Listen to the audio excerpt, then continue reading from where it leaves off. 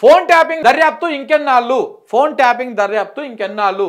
రేవంత్ రెడ్డి సర్కార్ పైన సుప్రీంకోర్టు ఆగ్రహం. తిరుపతన్న వేసిన పిటిషన్ పైన వాదనలు. సుదీర్ఘ కాలం కొనసాగడం పైన అసహనం. దర్యాప్తు పేరుతో పిటిషనర్ స్వేచ్ఛను అడ్డుకోలేం.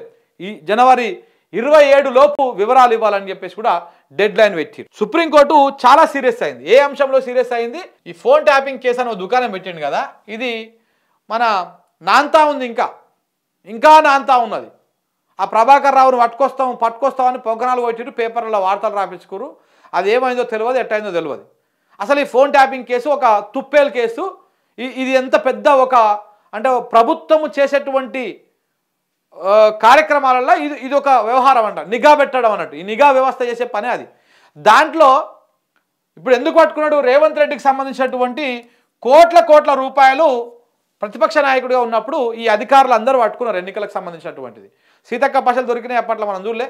ఔటర్ రింగ్ రోడ్డు మీద సీతక్క పైసలు దొరికినాయి, పొంగులేటి పైసలు దొరికినాయి, చాలా కోట్ల రూపాయల డబ్బులు దొరికినాయి. ఇవన్నీ సీజ్ చేశారు. ఇవన్నీ కూడా ఇవాళ జైల్లో ఉన్నటువంటి 1 తిరుపతన్న, 2 రాధాకిషన్ రావు, 3 ప్రణీత్ కుమార్, వీళ్ళు ఇంటెలిజెన్స్ విభాగంలో పని చేసిర్రు.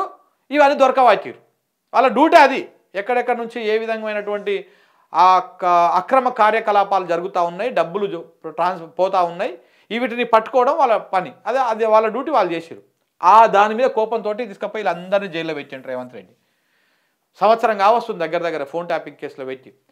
ఇక ఈ విషయాలు ఈ వాస్తవాలు చెప్తే బాగుండదని చెప్పేసి కొన్ని అబద్ధాలు ప్రచారం చేసిరు కాంగ్రెస్ పార్టీ. ఇవన్నీ కలిపి ఏమని అబద్ధాలు ప్రచారం చేసినాయంటే, వీళ్ళందరూ ఏంది హీరోయిన్ల ఫోన్లు విన్నారు, హీరోయిన్ల ఫోన్లు ట్యాప్ చేసిర్రు, బిజినెస్ మ్యాన్ల ఫోన్లు ట్యాప్ చేసిర్రు, జడ్జీల ఫోన్లు ట్యాప్ చేసిర్రు, ప్రతిపక్ష నాయకుల ఫోన్లు ట్యాప్ చేసిర్రు అని చెప్పేసి ఒక సినిమా అల్లేసి ఆ సినిమాని ఉన్నాయి కదా పత్రికలు, ఈనాడు, ఆంధ్రజ్యోతి, వెలుగు, దిశ, ఈ పత్రికలలో మొత్తం ప్రచారం చేయించారు.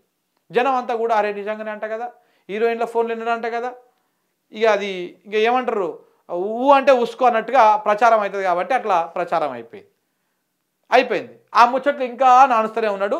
ఇది కేసు ఇప్పుడు సుప్రీంకోర్టు దాకా పోయింది. ఈ తిరుపతి అన్న బెయిల్ వేసిండు. ఇక్కడ హైకోర్టు బెయిల్ ఇస్తలేదని చెప్పేసి తిరుపతి అన్న అక్టోబర్లో ఫస్ట్ వీక్లో సుప్రీంకోర్టులో బెయిల్ పిటిషన్ వేసిండు.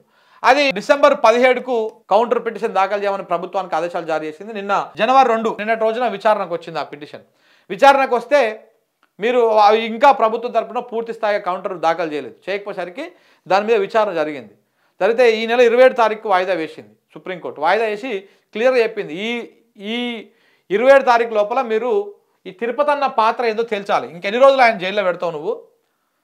ఇంకా సంవత్సర కాలం నుంచి పెట్టిరు కదా, ఇంకెన్ని రోజులు పెడతావు? ఆ తిరుపతి అన్న పాత్ర ఏందో ఆయన ఏందో తేల్చాలి. మీరు దర్యాప్తు పేరుతోటి, విచారణ పేరుతోటి మీరు సంవత్సరాలు జైల్లో పెడతామంటే కుదరదు. వాళ్ళ హక్కులను మేము హరించలేము. కాబట్టి మీరు దర్యాప్తు పూర్తి చేయండి, 27 తారీఖు వరకు అయిపోవాలి. మీ దర్యాప్తును ఆపమని మేము చెప్పట్లేదు. అలాగని చెప్పేసి పిటిషనరు హక్కులను కూడా మేము భంగం కలిగించాము. కాబట్టి 27 తారీఖు లోపల మీరు దర్యాప్తు అయిపోగొట్టేసి రండి, 27 తారీఖు నాడు మళ్ళీ విచారణ ఉంటుందని చెప్పేసి చెప్పింది. 27 తారీఖు లోపల వీళ్ళు తిరుపతి అన్నకు సంబంధించినటువంటి మొత్తం వివరాలు సేకరించి ఆయనకు సంబంధించింది ఛార్జ్షీట్ రూపంలో ఇటు కోర్టుకు అందజేయాలి, అటు సుప్రీంకోర్టు కూడా చెప్పాల్సినటువంటి అవసరం ఉంటుంది. సో ఇంకా నాంచలేవు రేవంత్ రెడ్డి. ఇంకా నాంచి 5 ఏళ్ళు 4 ఏళ్ళు జైల్లో పెడదాం అనుకుంటున్నాం. కానీ వీళ్ళు రెడీగానే ఉన్నారు. ఎన్ని సంవత్సరాలైనా పెట్టుకోండి మీరు జైల్లో. వాళ్ళు చేసిన డ్యూటీ మేము డ్యూటీ మాత్రమే చేసినాము, మేము చేసింది తప్పు కదని చెప్పేసి వాళ్ళు కరాఖండిగా చెప్తా ఉన్నారు. తలకాయలు జుట్లు పట్టుకొని కూర్చున్నాడు. రేవంత్ రెడ్డికి అర్థమైతే లేదు. రప్ప ఉరికిండు లోపలికి. ఇట్లా ఫోన్ ట్యాపింగ్ అని అదని ఇదని లోపలికి పోయి ఇరికిండు.